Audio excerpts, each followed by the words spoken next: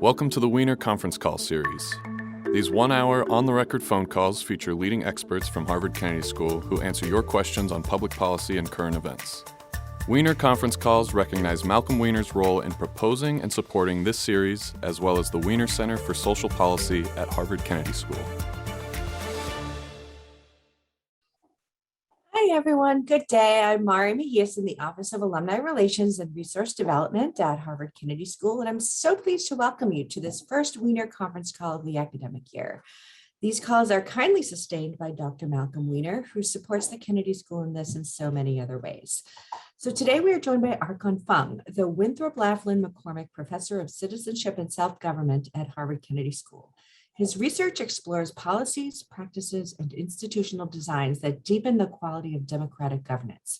He focuses on public participation, deliberation, and transparency, and is co-director of the Transparency Policy Project and leads democratic governance programs of the Ash Center for Democratic Governance and Innovation at the Kennedy School. So given his expertise, we're so fortunate that he's agreed to share his thoughts today with the Kennedy School's alumni and friends. Archon. Great. Hey, welcome everyone. Thank you very much for joining this afternoon. It's really a pleasure to be able to talk to everyone, even if I can't see everyone. I hope that we can do this again sometime on campus when we can see each other.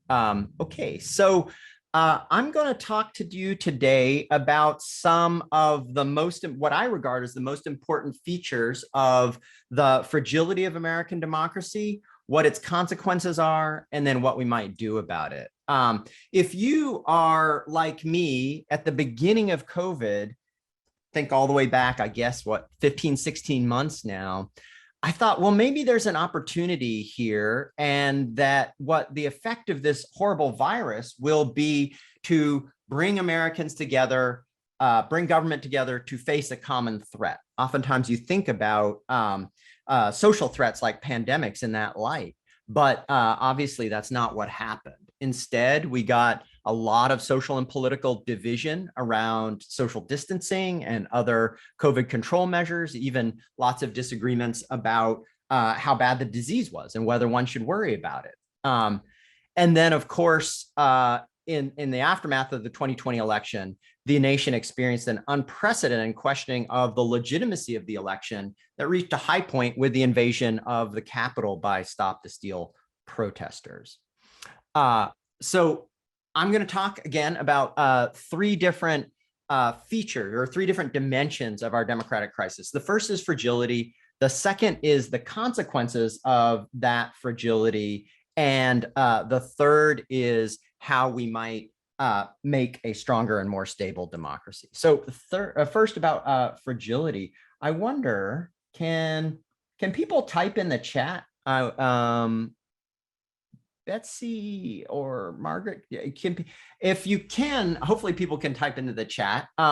Take just like 10 seconds and okay,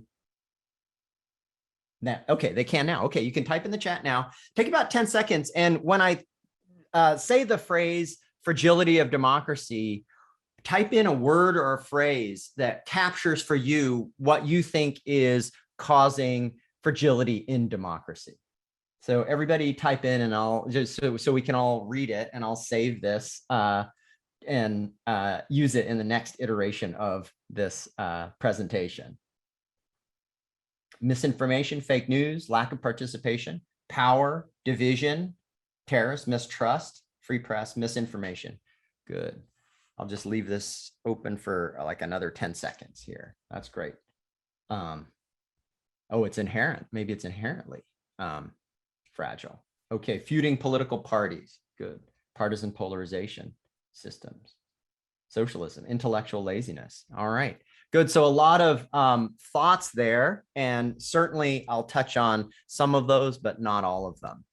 Now, I want to talk about fragility in a certain sense, and fragility here, I want to talk about in relation to democratic norms. And my thought is that political leaders and citizens need to behave in certain ways in order for democracy to work well.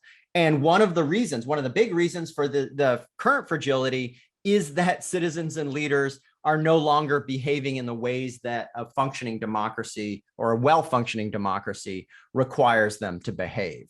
The first norm that's under some pressure is the norm to tell the truth and to try to believe the truth. So in recent history, we've seen some big lies. And by big lies, I mean lies that advance self-interest, like the 2020 election was stolen from Donald Trump. We've seen noble lies. And noble lies, this is an idea from Plato in which rulers tell lies to benefit the people, because the people, if they really knew the truth, wouldn't do things that help themselves out or do the right thing. And so I think if you're charitable, you could say that the assertion that Saddam Hussein had weapons of mass destruction was a noble lie, in that it was meant to, by people, well-meaning people, although however misguided, to justify an intervention that would overthrow a dictator. Also, I think the statement early on by the CDC and WHO up until I think April of 2020 that masks won't help you had a noble lie kind of component to it, because public health officials were, first of all, they didn't really think that asymptomatic transmission was happening. And they thought, well, the people who really need these are healthcare professionals. If we tell people that masks might help you, or that people in Asian countries that seem to have this a little bit more control, they're all wearing masks, then there's going to be a run on masks, and we won't be able to have enough for public health workers, right? So I think the mask error had a noble lie kind of dimension to it. Just to be clear, my own position is that public officials should almost never tell noble lies, however good their intention. It's manipulative and disrespectful to citizens. Okay. So, and then finally, third category is misinformation and disinformation. And we've seen a lot of these around COVID cures, many, many things. Now, politicians have told all sorts of, have been mendacious as long as there have been politicians. But one difference in the current moment is that there are stronger incentives and weaker checks on those who would distort the truth or tell untruth for their own political gain. Part of this is the dramatically weakened role of journalism. I think in the last couple of decades, the employment levels in journalism have declined more than in coal mining. There are polarization and confirmation biases at work inside of our own heads as people with political identities. And I'll talk a little bit more about that in a moment. And then finally, a lot of people in the chat touched on social media and the polarization that occurs on social media through filter bubbles, sometimes often encouraged by business models, right? So anyhow, the first norm that's under pressure is the norm that you should be truthful as a politician, as a citizen, as a public leader. A second norm that's under pressure is the norm that you should play within the institutional rules of the game, especially to gain political power. Like there are lots of political rules about who gets to vote, how many votes will win you an election, what votes they should be taken in order, how you certify the votes, etc. Many institutional rules of the game. And those are under a lot of pressure. From the right, we see election security claims that are largely, I think almost completely unbacked by evidence of significant voter fraud. There are pressures in some states to reduce voting accessibility through different kinds of regulation. One thing to keep your eye on in the next year or two, there will be even more extreme gerrymandering efforts than occurred in 2010. That really dilute the power of some people's votes and amplify the power of others. And for those of you who've been following closely, there are efforts at the state level to toy around with election oversight and administration to make it, in my view, significantly less nonpartisan. Okay, so those are some pressures on this second norm from the right. But I think there are also pressures on the norm from the left. And I think some of these are taken for good reason. I don't think the system, the political rules have been fair to everyone for a long time. There are important problems with them that need fixing, but nevertheless, efforts to fix the political rules are a kind of pressing on the institutional rules of the game. And we see that with filibuster reform. We see that with the idea that everyone should vote. That is an idea that I very much endorse, but it is not an idea that's been in practice in the United States. If you look at the OECD countries, we're down near the bottom of the list in terms of the proportion of people that actually vote in major elections. And so if everyone actually voted, that would be a radical transformation of American politics, a good one in my view, but nevertheless, a big change from the rules and practices of the game that have taken place for all of our political lives. There are redistricting efforts to shift who makes the rules of electoral maps from legislatures to independent commissions. My friend Alex Kazar has written an excellent book about the history of the Electoral College reform efforts and ultimately arguing why it very much needs reform. There's talk of Supreme Court reform. And then there's also a lot of complaints, I think appropriately so, that the Senate is a non-majoritarian minority rule institution. So you see a lot of pressure on these institutions that we've kind of taken for granted for a few decades right now from political actors on all sides. And then the third norm is an appeal to common good interests. And here I believe that a healthy democratic politics requires leaders who disagree about policy solutions, but all sides, all leaders, really what they're after is to make an argument. And they really believe that if you do things my way, our society will be better off. Right. And so as political leaders should be making arguments to both people who agree with them and people who disagree with them and say, look, I believe this policy will make us better off. Right. And then they should minimize as far as they can the kinds of disagreements that they have with people who disagree with them. So this is what a common good oriented politics would look like. But instead of a common good oriented politics, we have a tribal politics in which a lot of political arguments are about what's good for my people and bad for your people. And part of the political dynamic is to maximize disagreement. This has occurred against the background of polarization, which a couple people mentioned in the chat.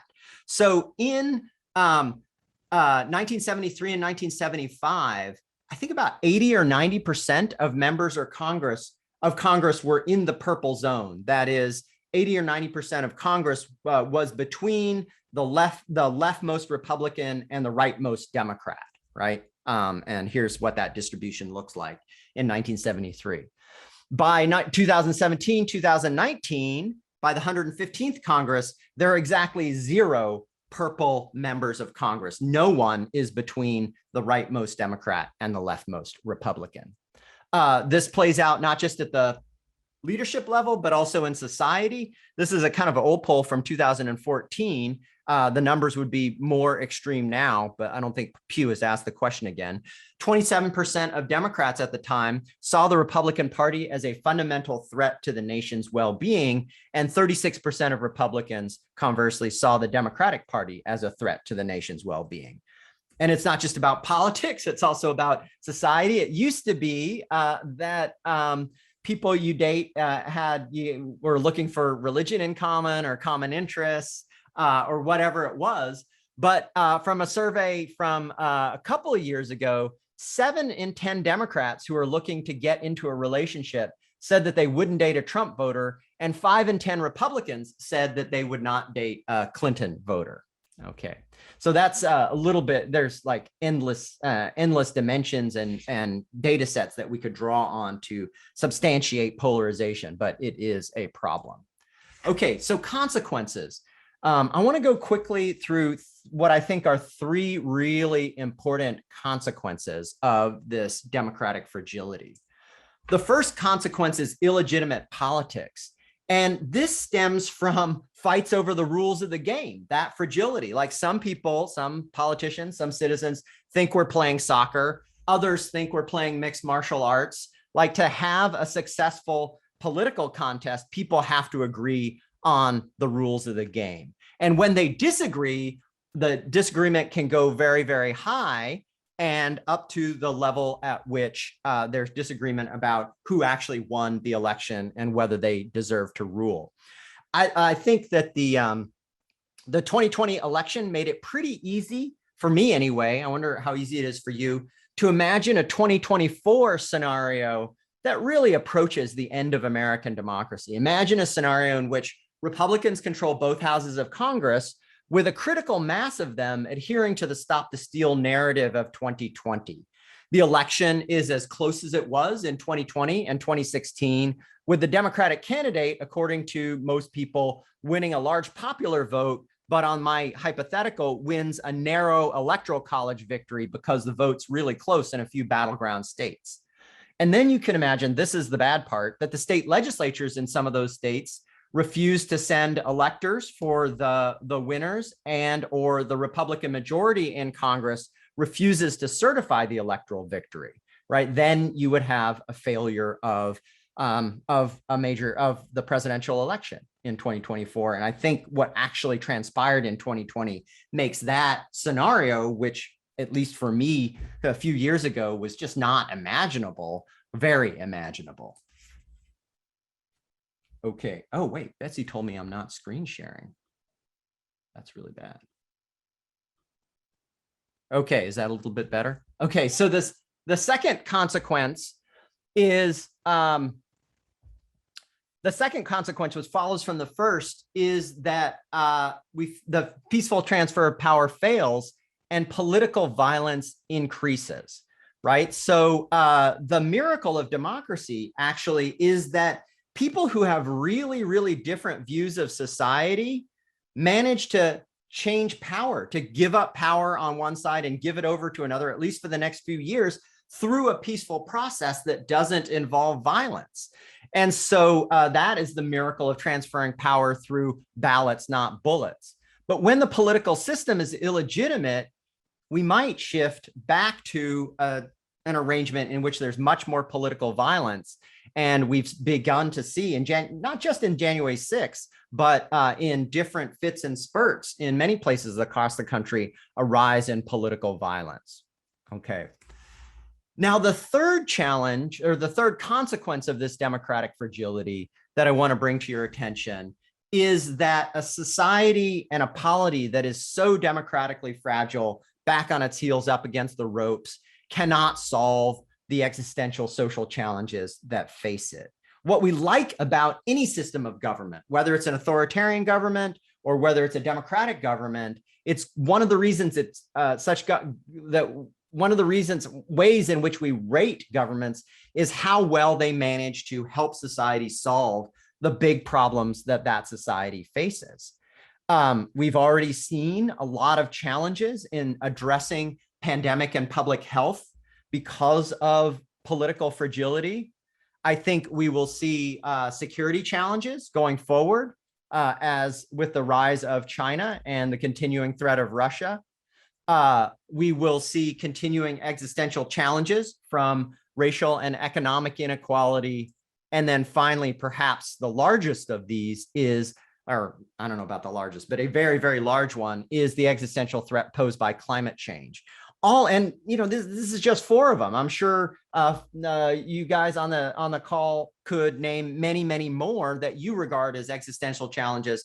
But to deal with any of them, we need to have a more functional democracy. In a functional democracy, it deals with existential challenges by most people, most parties, most leaders, and most citizens operating on a shared body of fact, but then having very different views that stem from their ideologies about how to solve the social problems that are occasioned by those facts. And then a functioning democratic process is supposed to sort that out, determine and combine those different solutions, and then enable that society to move forward at least just a little bit, right?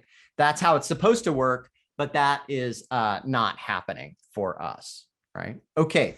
And then, so for the next few minutes, I want to sketch for you what I regard as some of the most important priorities on an agenda of reform and revitalization for democracy.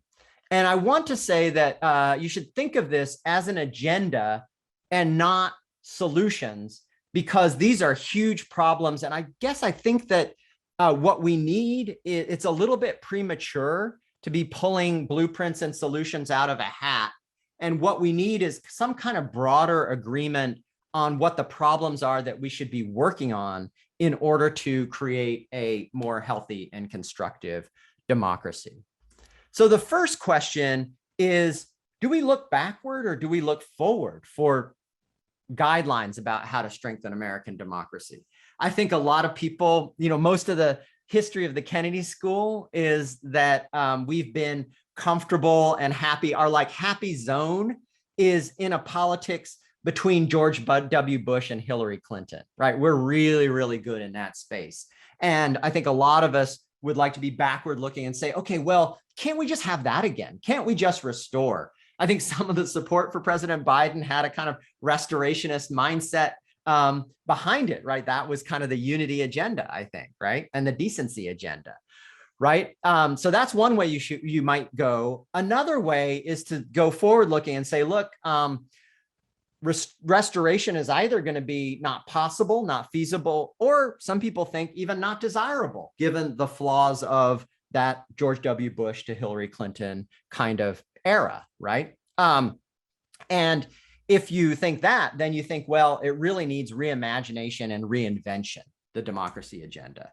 And I think it's very reasonable to pursue either path. For the next few minutes, I want to pursue the reinvention path and lay out what I regard as 4 items on the reinvention agenda that are particularly important. The first item is to create a much better information sphere than we have now. I do believe that for a time between the end of World War II, maybe 1950 and 1990 or 2000, we had a better information sphere than we do now. And it was characterized for much of that period by significant media concentration and mass media companies. But what made it really hum was the profession of journalists, tens of thousands, maybe hundreds of thousands of people whose job it was to get the truth, get both sides of the story, and inform the American public, right? And give citizens a sense of what's happening in the world, what different politicians are doing, what the policy options are, what the politics are like. And in that world, there were still QAnon types, there were John Birchers, but they didn't occupy so much of the public sphere because of that journalistic filter, right? A professional class of people whose whole job it was to provide information that, kind of, if you want to put it romantically, made American democracy work better. Now, there were problems with that mass media world. It was very, very slow to appreciate the importance of a civil rights movement and was oftentimes on the other side of that. It was very, very slow to appreciate the flaws of the American interventions in Southeast Asia and resisted that narrative for a long time, right? So there were important errors. And in the WMD debate, famously, it was very imbalanced in the number of voices after September 11th that were in mass media that were advocating for the invasion of Iraq versus those that were arguing against the invasion of Iraq. And, these media studies showed that in that era, the most common voice that you heard arguing against the American invasion of Iraq was Saddam Hussein on American media, right? So it was like not fair and balanced, as the phrase goes. Nevertheless, despite these errors, I think it worked by and large pretty well in being truth-oriented and trying to hold power accountable to truth. And then what happens with the advent of the internet and the rise of large social media platforms after that is that all of those journalists and media organizations, they get decapitalized, and we have the social media sphere and the truth-seeking problems that I pointed out a little bit earlier. Now, how to get better? There's a lot of silver bullet proposals on the table for how to make social media better. Policing fake news, have oversight boards, maybe stronger government regulation. I guess I regard those silver bullets as a little bit premature at this point. I think we need to take a step back and have a more structural view and have a more structural discussion.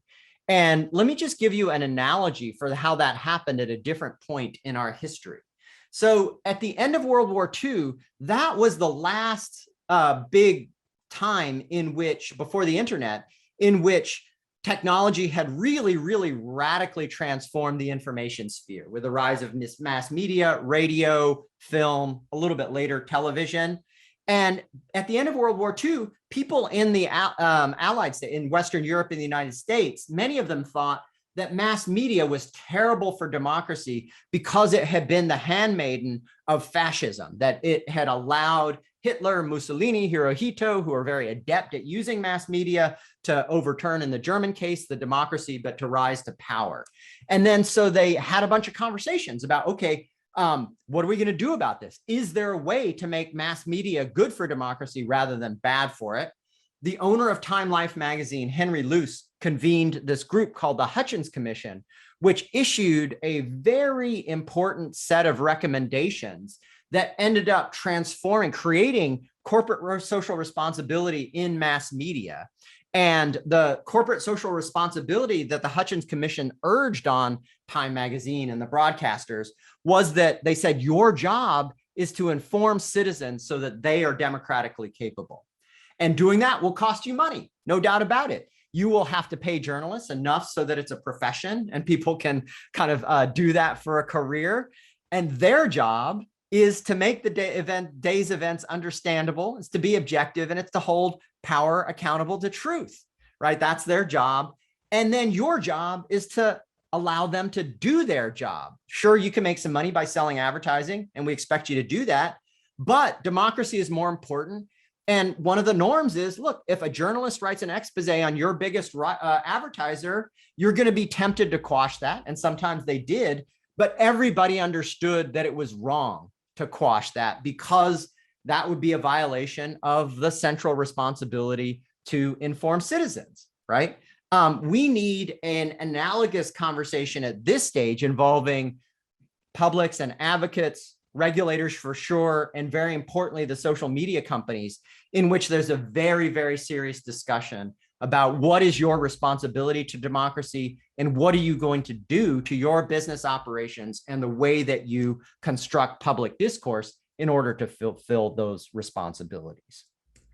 Okay, the second item on my agenda here for democratic reform is that we need more common social and political spaces. Many people know that politics is not just polarized on issues, but it's geographically polarized. 25 years ago, America was much less geographically polarized. Lots of people lived in purple places where there were diverse political opinions in their towns, in their cities, in their neighborhoods.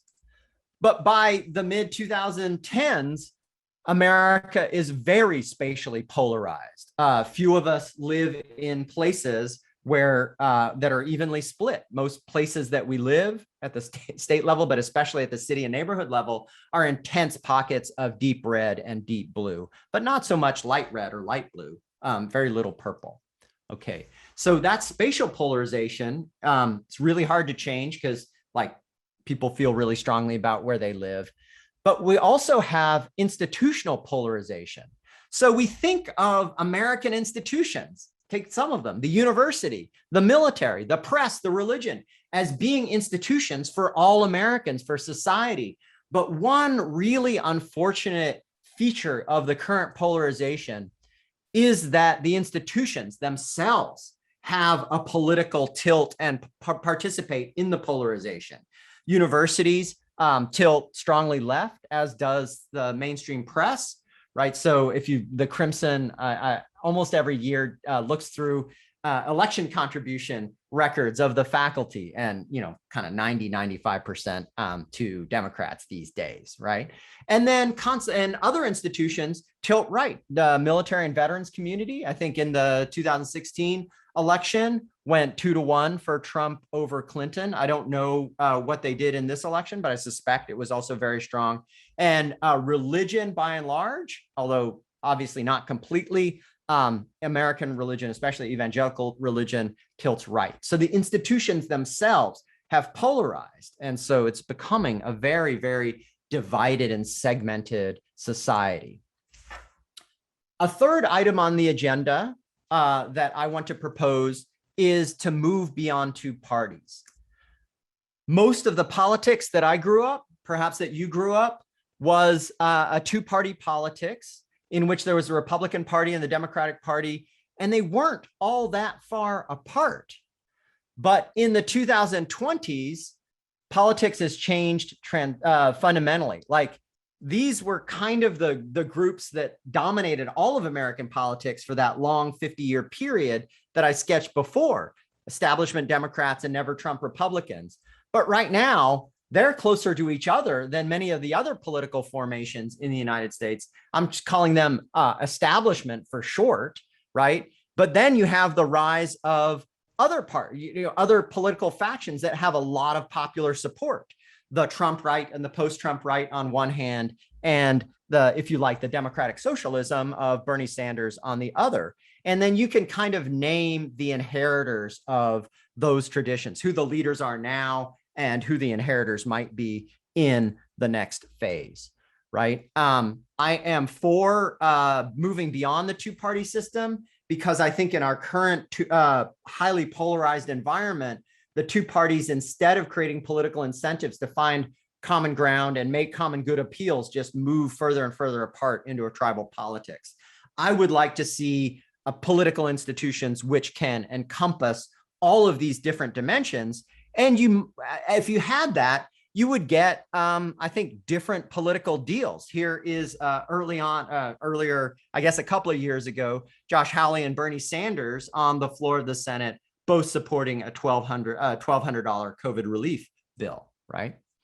Look outside of the United States, it is remarkable that the United States is such an outlier in the number of effective parties that we have.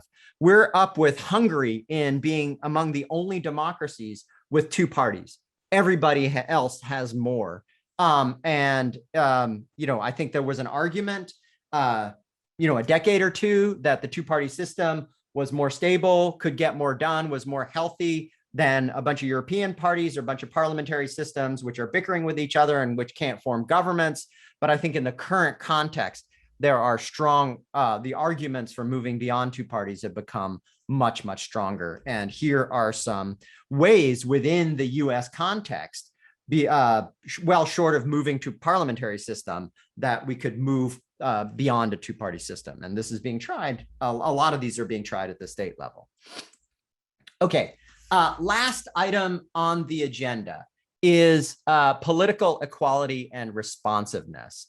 Our political system, at least for the last few decades, has not been characterized by a high level of political equality or public responsiveness. This is an award-winning book by a friend of mine, Marty Gilens. I encourage everybody to read it, Affluence and Influence. And what he did was he looked at a bunch of public opinion data and then a bunch of actual legislation over a few decades. And he asked, well, how responsive is the government? Does American government at the federal level do what people want?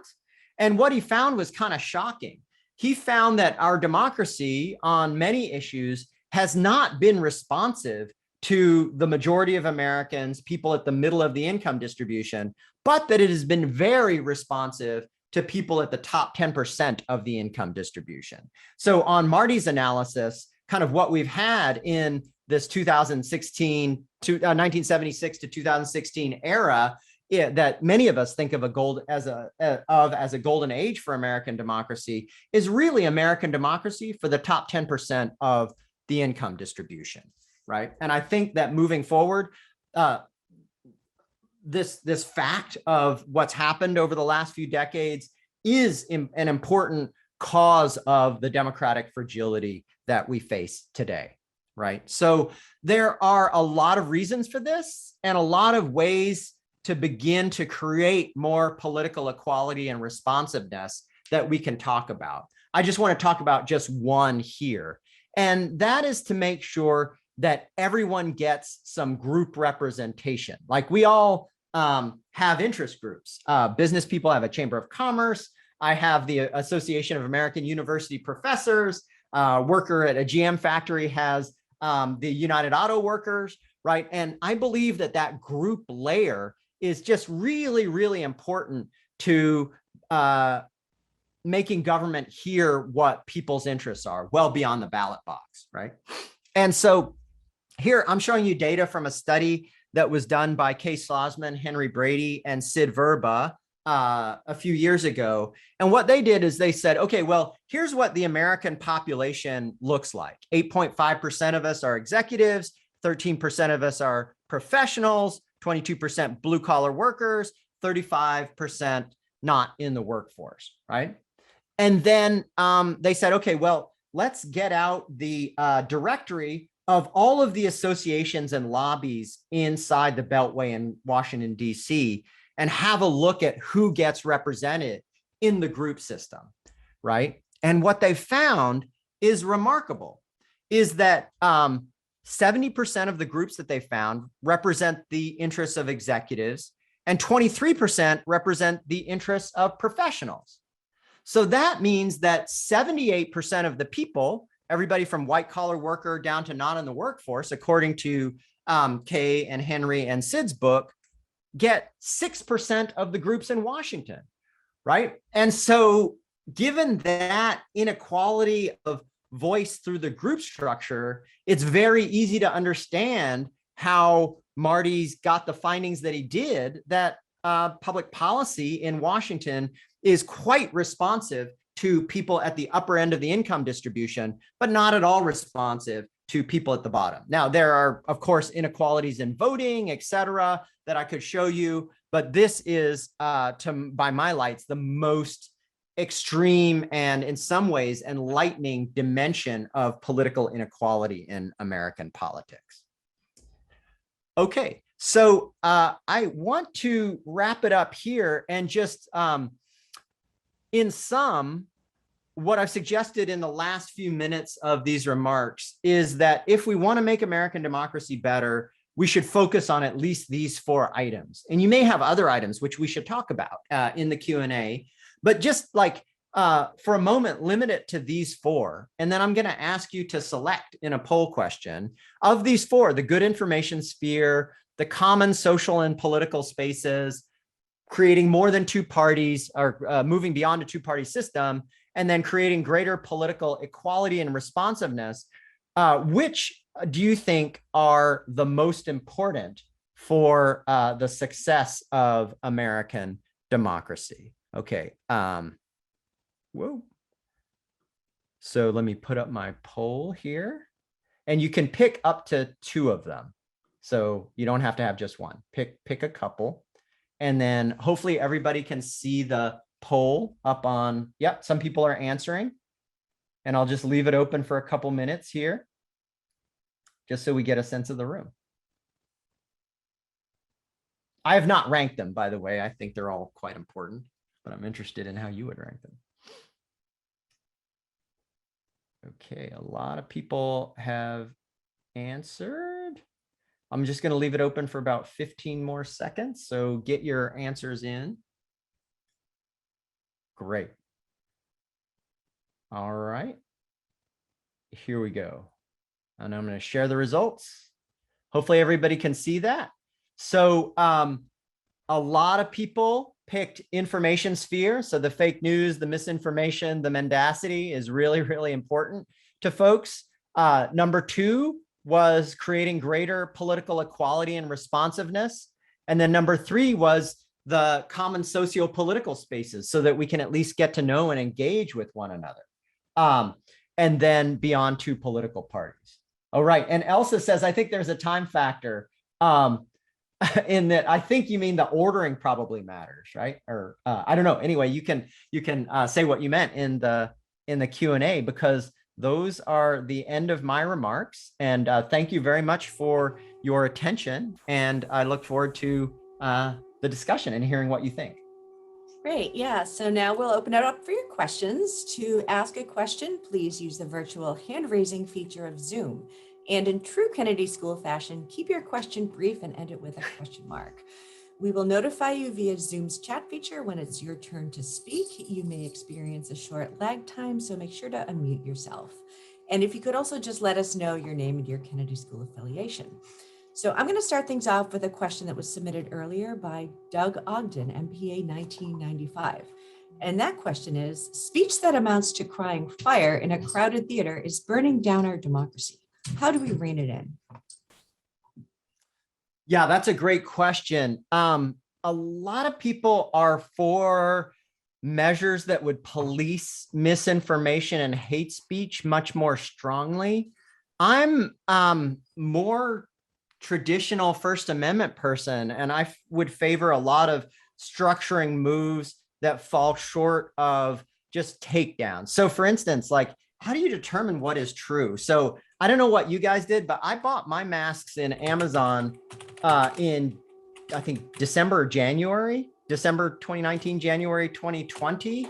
And if I had posted on Facebook, hey, I think everybody should buy masks because the CDC is wrong, right? That would have violated most of their standards for what truth is. But turns out I was right. CDC was wrong, right? So part of what's good about democratic discussion is that you have lots of different viewpoints mixing it up with one another.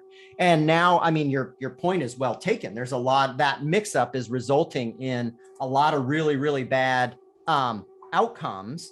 And so what I think we need to do, my first favorite approach, is to try to create architectures of discussion that encourage people to seek truth, to amplify truth, and to know when false things are said, and to disagree, to kind of downplay them a little bit more. So my analogy is a little bit like somebody designing a park, right? So any park designer knows that you've got to put up a lot of lights because it's going to be really dangerous at night if there's a bunch of dark spots and people who walk through them might get assaulted or robbed or harassed or something, right? And so that's common knowledge. And so what is the social media equivalent of designing a park so that people can have a good time there, feel really safe, and be social with one another? And I think we haven't gone through that exercise. We spent like many hundreds of thousands of engineering hours figuring out what kind of social media design keeps people's eyes glued to it and how to target people for advertising.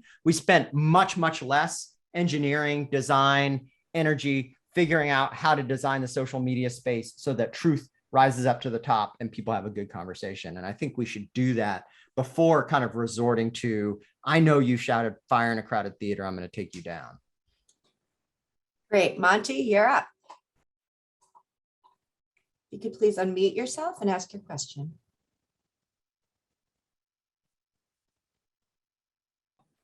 Monty McMurchie, calling from Toronto, Canada, Harvard Kennedy School many years ago. Interesting comments. My comment is this: the type and quality of candidates seeking and participating in public office. Ted Cruz being one example. Prima facie, a well-educated man, attended schools of good quality, and yet he resorts to what I term to be pernicious venality, exclusive in power aggrandizement. What, and this is universal, Canada as well, how can one possibly try to recalibrate that people seeking public office seek it as service, not for personal gain? I thank you. Thanks. That's a great question, and I very much agree with your goal and your assessment. I think two things need to happen. I think one is that the ethic of service needs to, and truth needs to be more deeply imbued and in education, training, in the political culture. That's really important. But also, I think that you can't expect people to be truthful and non-self-aggrandizing and public good and public good oriented and public spirited when the political incentives reward a different kind of behavior. And so I think another challenge is to create is to reform political structures so that they reward people who are accountable and who are seeking to serve the public rather than self-aggrandize. And some of the reforms that I was talking about, I hope, would do that, right? And importantly, I think a big driver of the kind of political behavior that that you're bothered about, that I'm also very deeply bothered about, is the tribalization. You're right now, I think there are big political rewards for affirming your identity with one side against the other. And that explains some of the self-aggrandizement, some of the mendacity. Great. Thank you very much for that question and answer. Dwight Hutchins, your turn to ask your question. Thanks a lot. Calling from lovely Singapore, where they pay the ministers $1 million a year. So I think that kind of helps, keep people focused and attract the best and the brightest to do their best work. Then my question is, how bad is it compared to history, right? I mean, we don't have duels in the streets. We don't have a civil war yet, et cetera, et cetera. So, yeah, are our antenna up higher, or is it truly worse now?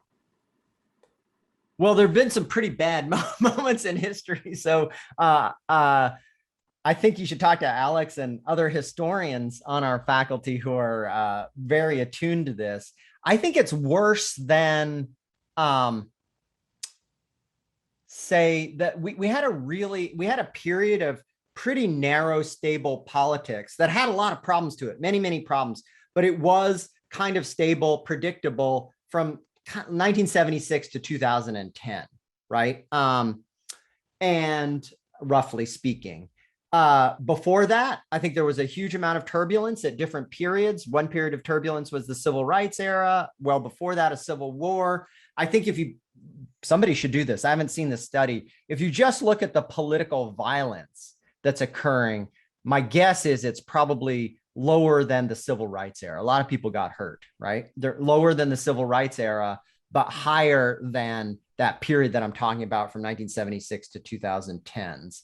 And even in the civil rights era, right, people were fighting over improving the rules of the game and living up to the promises, right? As Dr. King put it, the uncashed check, right? Broken promises.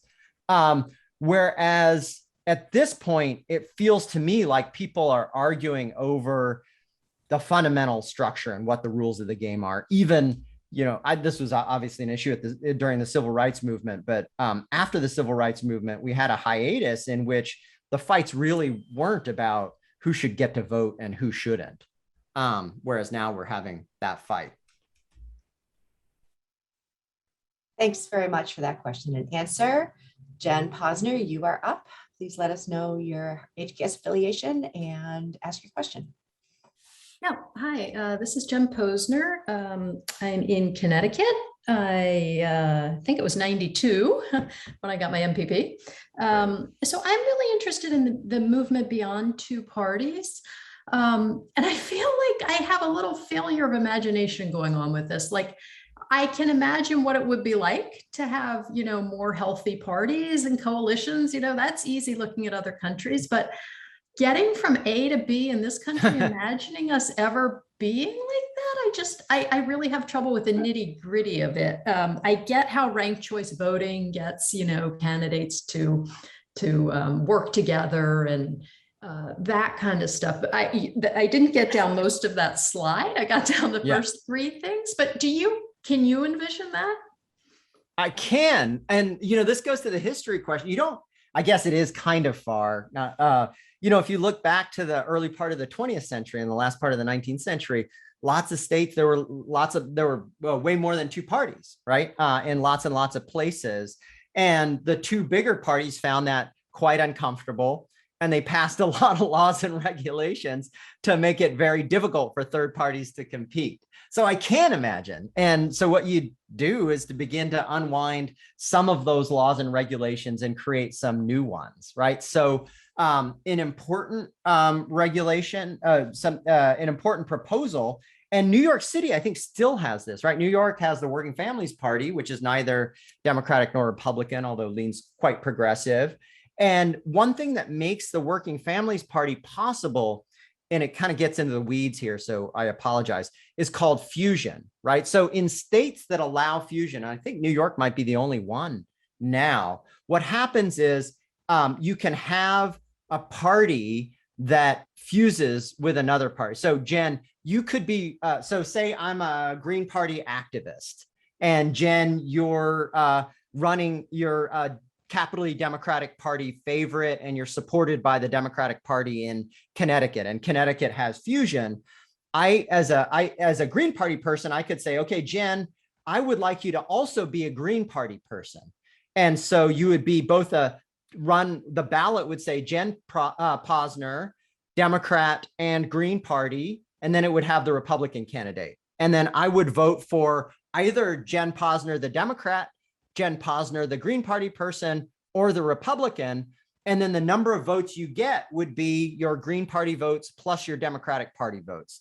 And then what that would allow you to do is look at your support and who actually got you the election. And then you'd be able to say, it was only Archon that voted for me as Green Party, as one vote. I don't need to pursue a green agenda at all. Or you might say, wow, 40% of my votes came onto this Green Party line. I hadn't been so attentive to climate change, but I better really pay attention to that, right? So that's fusion was a measure that was eliminated in most states as part of solidifying the two-party system that really allowed other parties to compete. And that's one of them. Ranked choice is another one. Multi-member districts, cumulative voting. So there's a number of measures, electoral measures that are experimented with, that Maine has RCV, et cetera, at the state level that would create more party latitude that try to reach beyond two parties.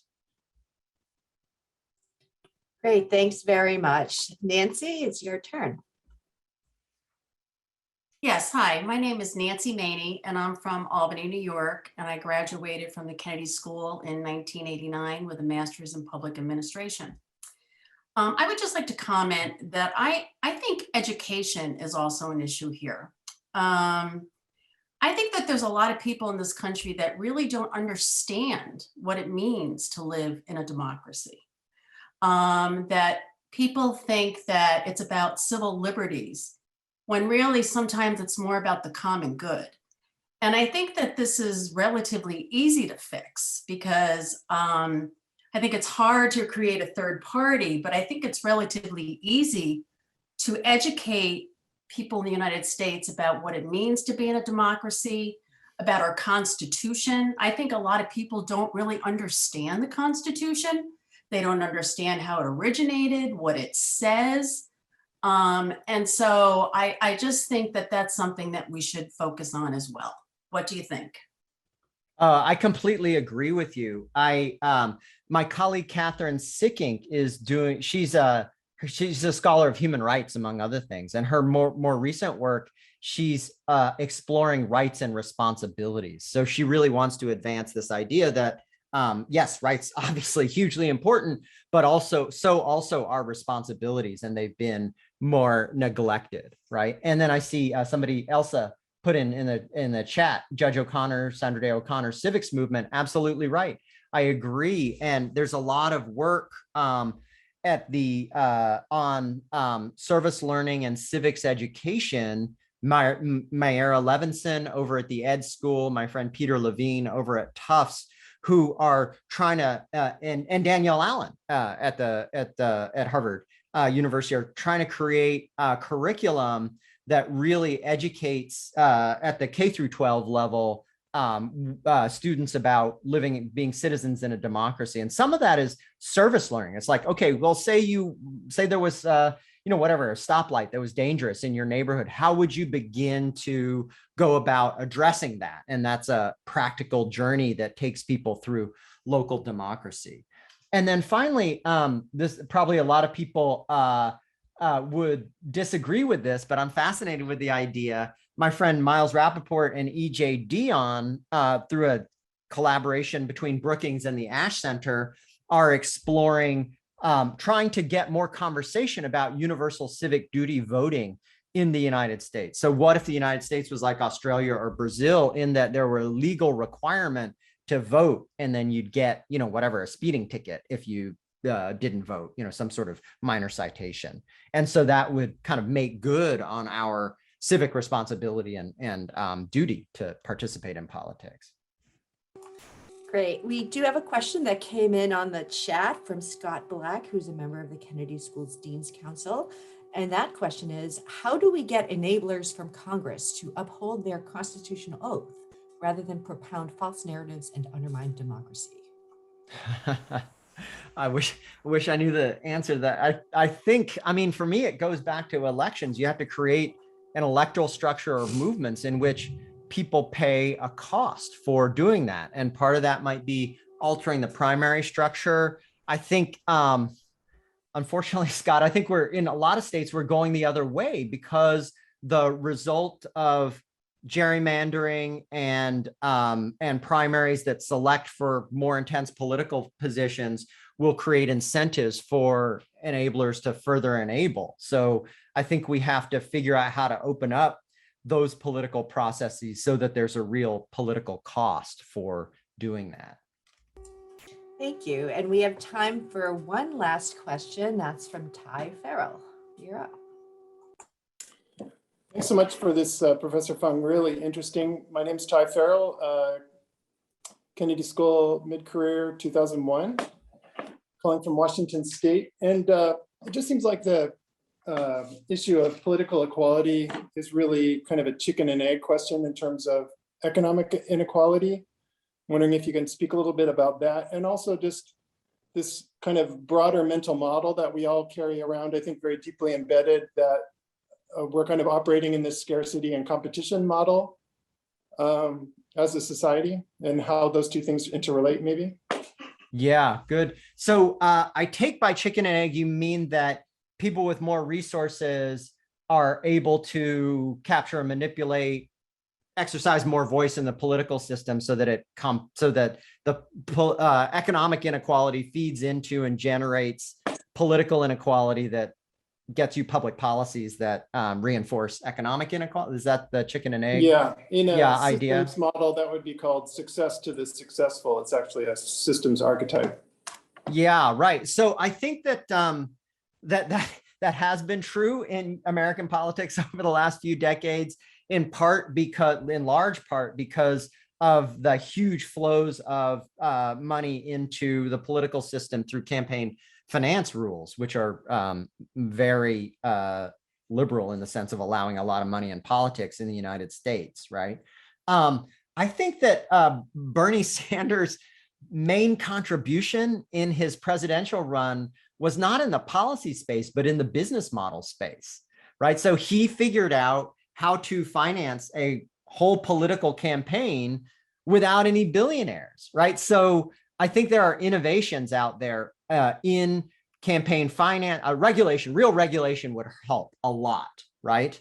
But absent real regulation, there is innovation on how to finance political campaigns through small donor donations, and there's a lot of innovation like that going on.